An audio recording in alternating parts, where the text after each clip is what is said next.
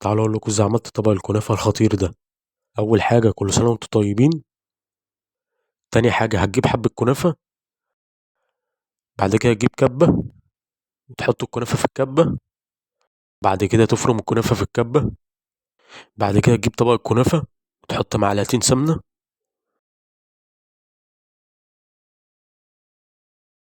وتقلب الكنافه.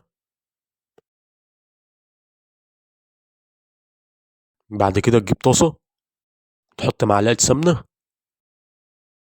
بعد كده تحط الكنافه وتفضل تقلب الكنافه لحد ما تتحمر زي ما انتم شايفين. بعد كده هتجيب طبق تحط 4 معالق كريم شانتيه.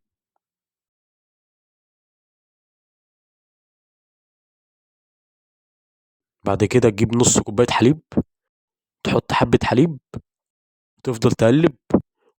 ولو لقيت القوام خفيف هتحط معلقتين كمان كريم شانتيه تفضل تقلب لحد ما القوام يظبط.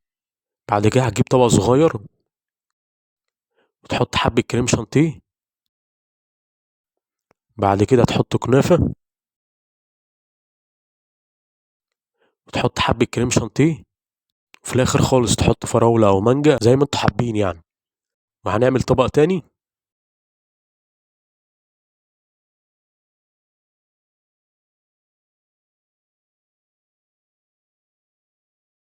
هناكل بقى بسم الله. الصراحة يا جماعة الطعم رهيب، يعني أنصحكم تجربوا الاختراع ده. وما تنسوش بقى تشتركوا في القناة وتعملوا لايك عشان يوصلكوا كل جديد.